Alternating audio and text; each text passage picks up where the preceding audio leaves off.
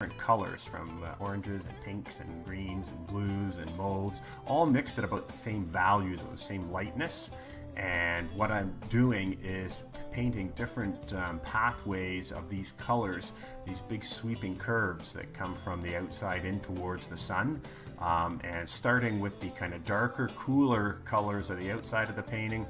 And those curves get kind of narrower and narrower as we get in towards the sun.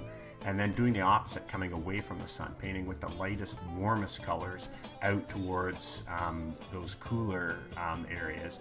And what that does is provides like an overall gradation. As you move in closer to the sun, everything gets lighter and warmer. And that just really, really helps the glow. All of these various big curves of different colors, again, they just encourage your eye to move.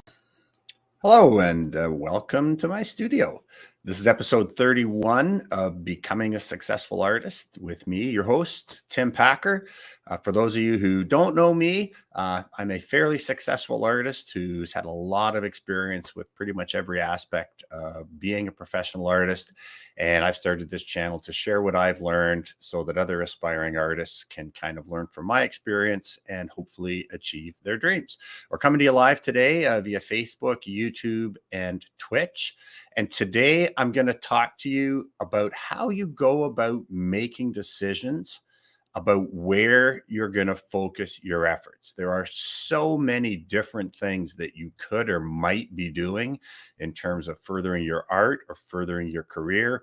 And you continually need to make assessments and hopefully make the best decisions about where your efforts should be directed at any given time. So that's what we're going to talk about today. But in the meantime, you can reach out, say hi, let us know where you're watching from.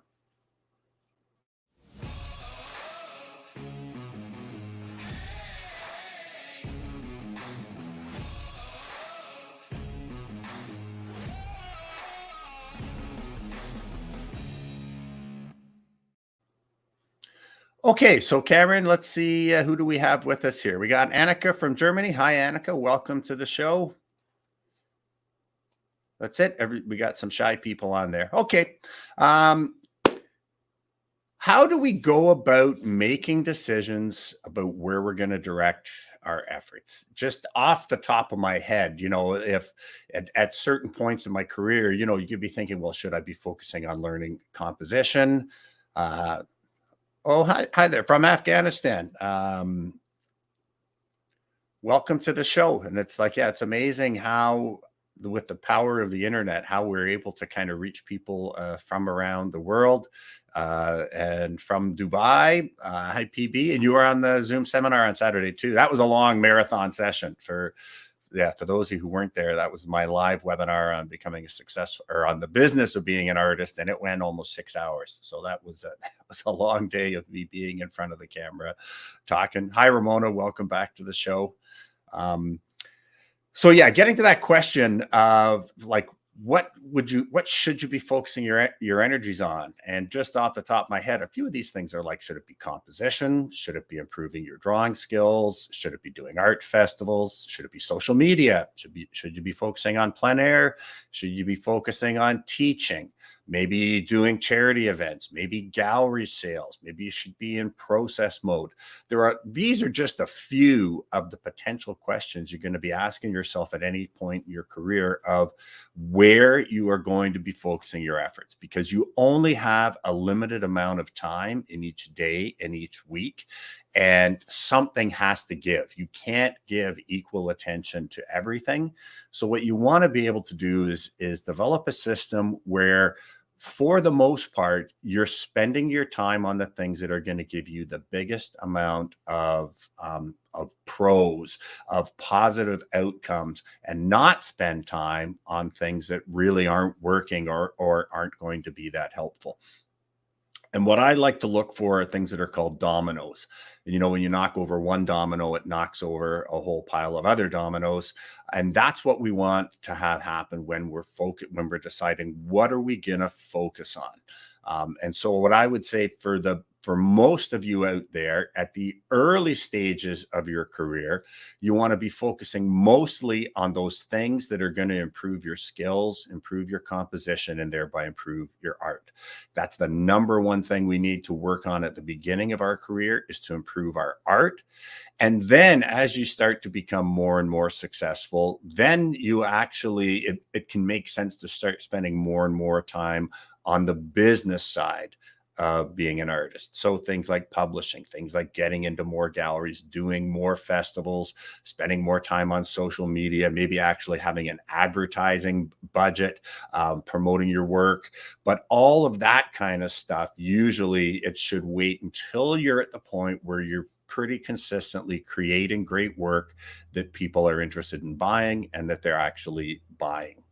But even in terms of that, there's so many potential things you could be focusing on. And so again, you want to look at the thing that's going to have the most impact, that you think is going to have the most impact.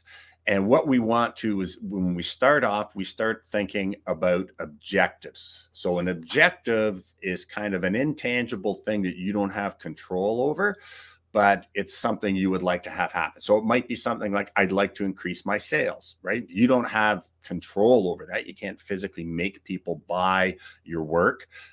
It might be like, for me earlier last year, it was like, okay, I'm going to really start focusing my efforts on growing my YouTube audience.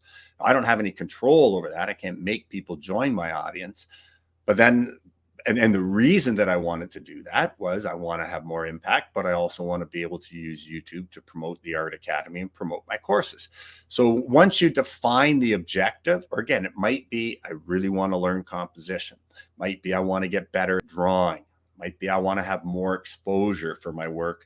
But then you need to look at the things that we call goals. And those are specific behaviors that you reasonably believe that, okay, well, if I do A, B, and C, that's likely to bring about that objective that I want. So for me, and I'm just going to use my example here on YouTube. My objective was, I wanted to increase my YouTube subscribers. I wanted to increase the view time, and I wanted to increase the YouTube revenue. So I get paid based on ads that show during my YouTube videos. And so that was the objective that I wanted to bring about. And so then it's like, well, what can I do to do that? And so that's when you start looking at goals. Well, what I did towards the end of the summer last year is, my goal was to post a new YouTube video every week. And so I started doing that every Monday. But I would actually get in the studio and I would film like 3 or 4 or 5 videos all at once. I would edit them, and then I would just schedule them so that they would post.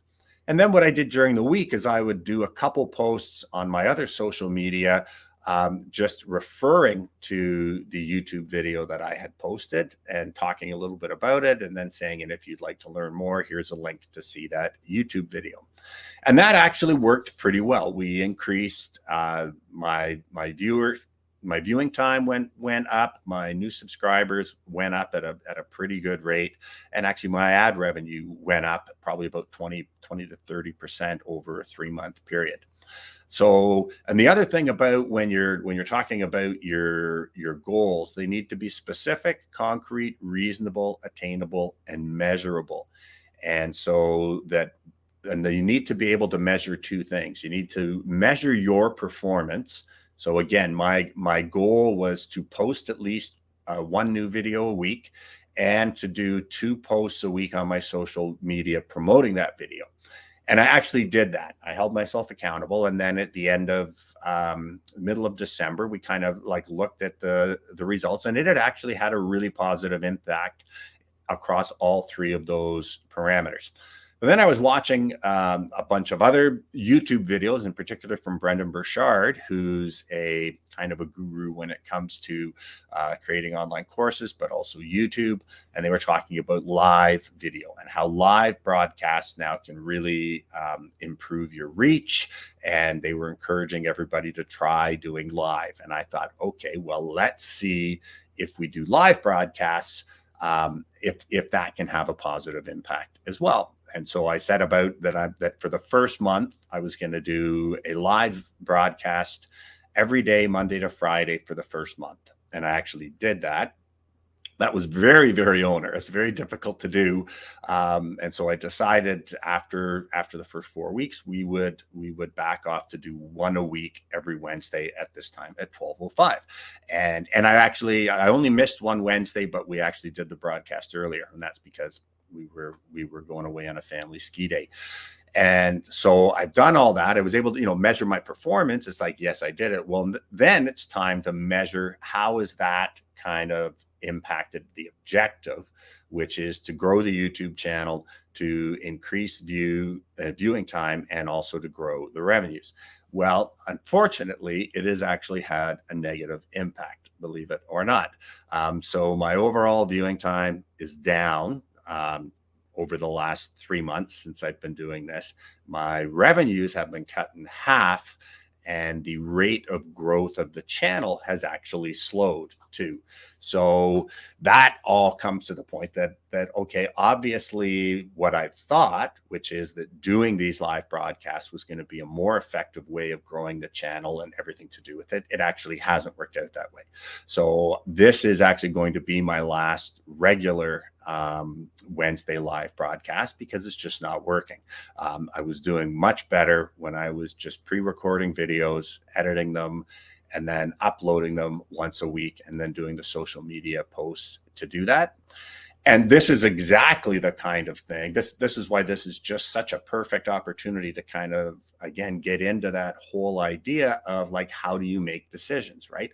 That again, you know what the objective is. You think, okay, if I do these things, it may or should actually help me get closer to that objective. And you have to do it for a significant amount of time. Like, I knew that initially my numbers were off, but it's been 3 months now, and it's been consistent that all of those things are down. Now that there are some reasons for that. One of the reasons that the ad revenue is down is advertisers don't advertise on live shows.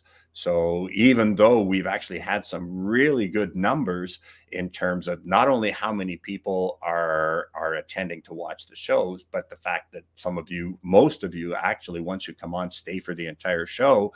So even though we might get, over hundreds of hours of view time, that doesn't count towards ad revenue because YouTube does not allow ads until they've actually approved your video for content. So again, for all of those reasons, I will be going back to posting a new video every week. And I will from time to time come on and do the lives. I've actually really enjoyed it. I've enjoyed actually meeting and interacting with you guys kind of, again, from all over the world. But you just have to go by what the results show when you try something and if it works or doesn't work. And I know that the practice of recording in advance and putting them up there, that really had a positive impact on the channel. And so you also have to look, though, even when you're thinking about where am I going to try to direct my efforts, you have to first of all ask, like, what is that going to cost me? And am I willing to even try it? Right. So for me, it was like for a month, basically every day was tied up with just doing the YouTube. And for the last 2 months, it's been that one day a week. Wednesday's basically a write-off because it takes a fair bit of time to actually plan out what I'm going to talk about. Then I have to create all my cue cards that I put up, and then we have to get things ready. It kind of takes the day hostage. And then I'm kind of burnt out afterwards too. So I don't really feel like doing anything else. And if I was getting the kind of results that I'd wanted, then I probably would keep doing it. But the fact that it's actually less effective than what was a much easier process. So when I do the recorded videos, I can record 4 videos and the recorded videos tend to be shorter, kind of more concise because I don't do Q&A. So the recorded videos, I could do 4 of them in an hour and a half. I could edit them that afternoon, and then I could just schedule them to post on following Mondays and be done for the whole month. And so you have to look at when you're going to do something, what's that going to cost you in time, money, and effort?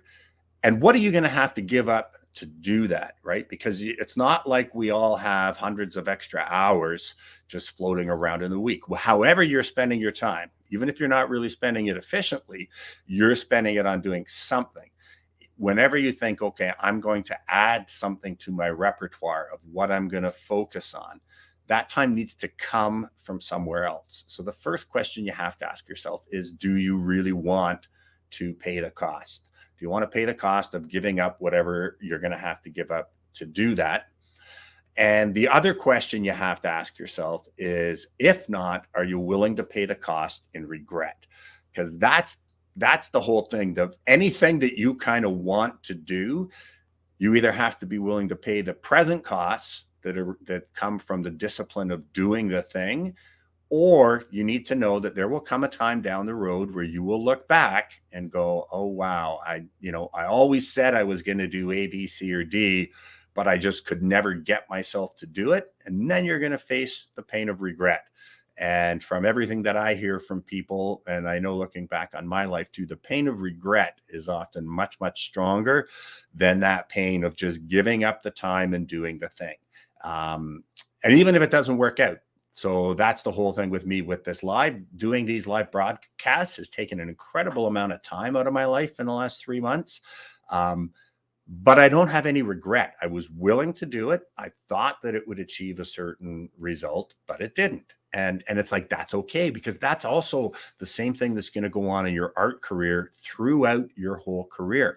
Is you try some things that you think are going to have a really positive effect, and they don't. And you just say, well, that didn't work the way I wanted it to. And then you just move on to the next thing. So yeah, that's kind of where we are now. I will just talk about a couple other things that I have going on right now, where all of this comes into it. One of the things that I've talked about, actually, I just started talking about it before I got sick in 2019, that I was going to write a book. And I was going to write a memoir about my life story, and hopefully it could be used by other aspiring artists in terms of learning some of the lessons I've learned in my life, and kind of as an example of what's possible. You know, the fact that you give up your dream. I gave up my dream at 21 and spent 18 years on plan B, but was still able to come back and get to this. So I've talked for a while about doing that. And I also made the decision when we got back from our trip down south that this was the year. And then the question becomes, well, where am I going to get that time? And it's like, well, I usually would get up at like 8 o'clock in the morning. I'd have a couple of cups of coffee. I might watch the news. I might watch some YouTube, but I would have a pretty relaxing morning every day and then get into my day. And I just thought, well, I know that's time that I can set aside. I'll start getting up at 6:30 or 7 o'clock instead of 8 o'clock. And I will make sure that the very first thing I do every day is write anywhere from 1 hour to 2 hours. And I've actually been doing that now for the last 6 weeks. And I'm very happy with how that's going. And so I'm going to continue that. And the other thing is, I think most of you already know that Brooke and I are going to be putting together a course on social media. We're going to collaborate on that. And that's also going to take up a significant amount of time over the next few weeks. And the live broadcast actually was going to be a big hindrance in the way of it, because we could potentially be setting up the studio for Brooke and I and then resetting it up for the Wednesdays. And again, if this was delivering the kind of results that I wanted, then I would be willing to do that. But it's, again, just getting into the cost. Is it worth that? No. And it's not even achieving the objective that I hoped for.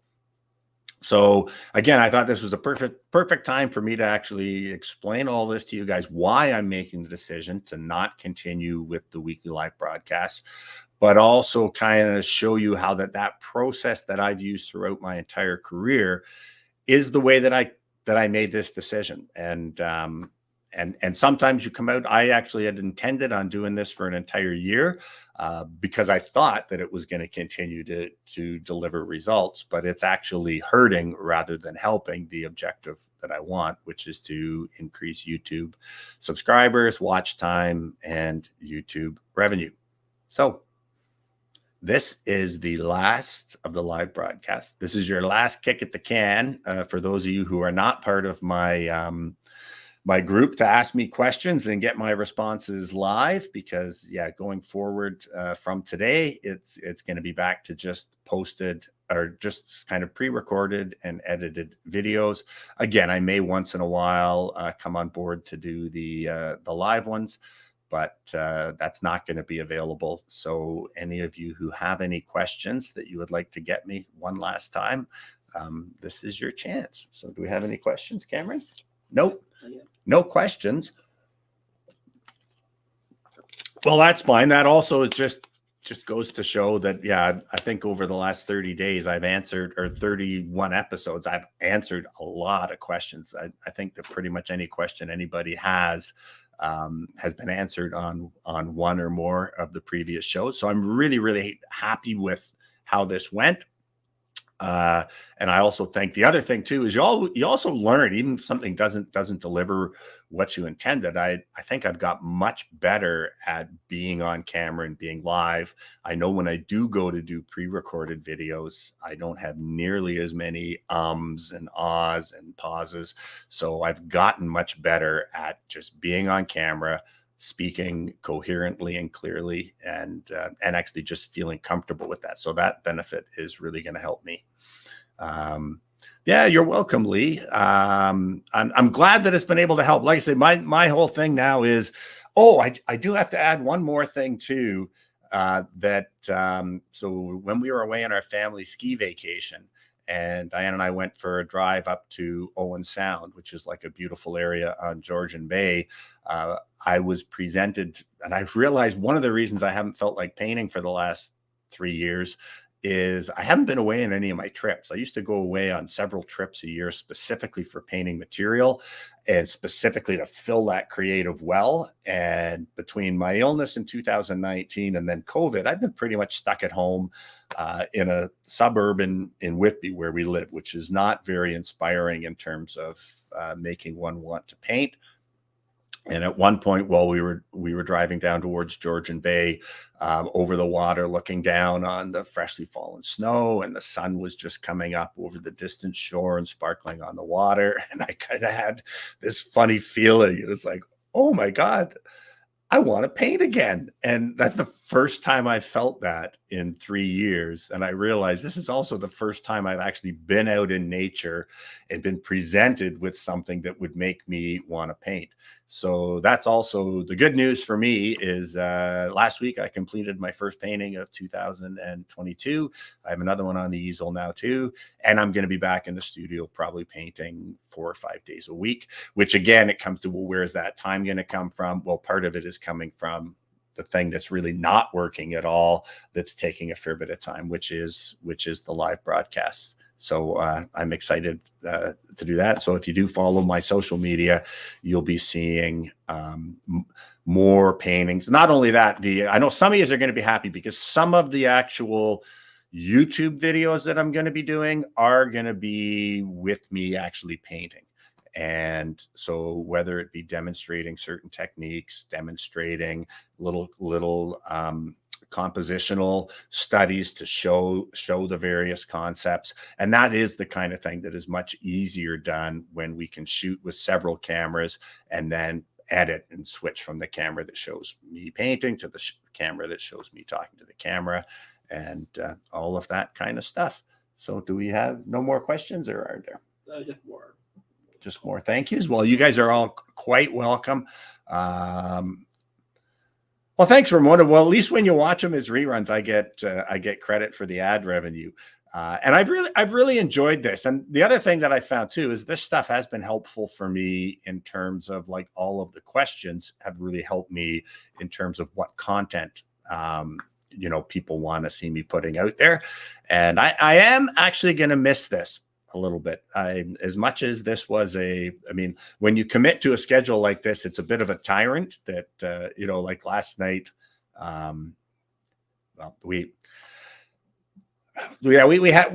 had some really bad news this week too. My brother who had been suffering from pancreatic cancer passed away on Monday morning. And yeah, we were just sitting there last night, and Cameron's like, "Oh, are we doing a live tomorrow?" And it's like, "Oh, geez, yeah, I guess we are." That yeah, once you commit to something like this too, it does become like a bit of a tyrant. That it's every week it's there to do. And yeah, with all the other things that are going on right now, I just really decided that yeah, I don't want to continue where it's like every week I need to commit. You guys know that even on my vacation, I set up every Wednesday and broadcast. So yeah, thank you all for, oh, thanks, Monica.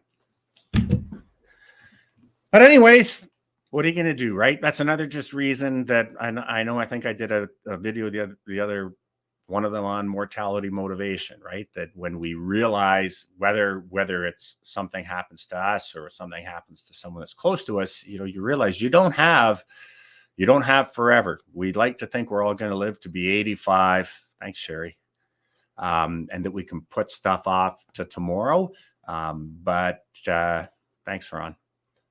But really, we all need to know that there's no guarantee. There's no guarantee for 20 years from now or 10 years from now or even tomorrow. So it really, really is important to put your focus on those things that you know that you want to do, those things that will cause huge regret. Thanks, Ron, buddy. Haven't seen you in a while. Nice to hear from you. Thanks, Ramona. And that's the other thing that, well, thank you guys so much.